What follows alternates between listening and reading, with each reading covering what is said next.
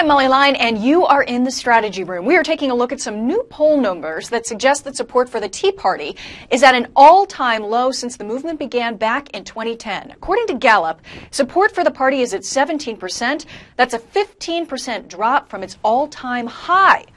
Here now with reaction, our political strategists, Stephen Sigmund and Brian Morgenstern. Welcome to both of you. Appreciate you joining us. Thank you. So, is the era of the Tea Party ending? Is it over? Brian? No, of course not. I mean, effectively right now, Tea Party is just a word, and it's really a diffuse organization of people throughout the country who believe in, supporting the Constitution. If you don't think there is a strong right-leaning movement in this country, then apparently the 2010 and 2012 midterm elections, don't mean anything. And the 2014 wave election, giving the Republicans the biggest majority in decades. At a point in the past week or so, we weren't sure that Paul Ryan was conservative enough to be the Speaker of the House. That should show you that conservative America is hungry to elect a new president, and this polling data, I don't think really means much.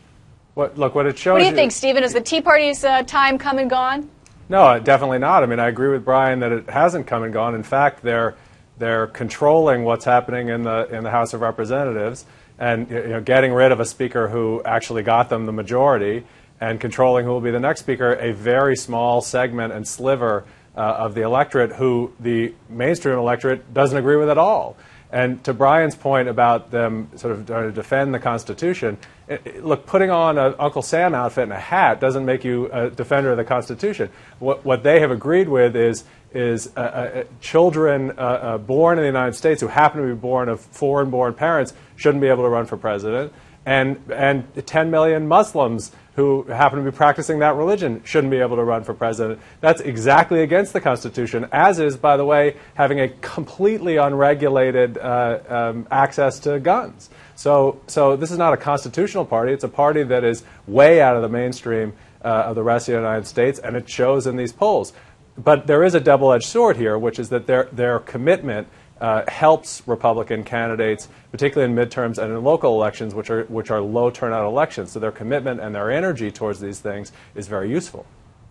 Yeah, I've been to quite a few Tea Party rallies over the course of covering politics, and there are, really there's a diversity of opinions from folks that are involved in the Tea Party, and they're involved in it for different reasons.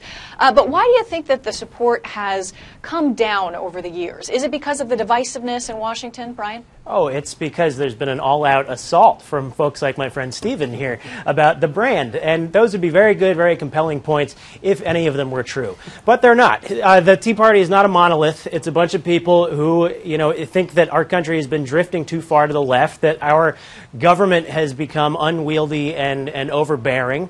And so, they want to push us back to the right. And so you're right, there is a diversity of opinions there. There is sort of a unifying theme, I suppose, in that, they want to drift back towards a more limited government. And that movement has been very strong over the last couple of midterms, and I expect it to carry the Republican nominee to the White House in 2016.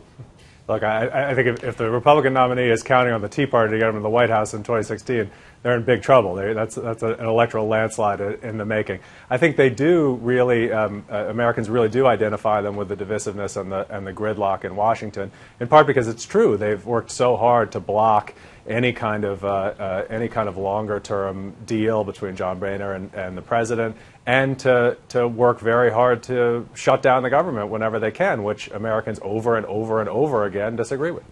Stephen Sigmund, Brian Morgenstern, thanks so much for joining us. Thank you. Thank you. And you can check out foxnews.com for the latest on this developing story. I'm Molly Line. Thanks for watching.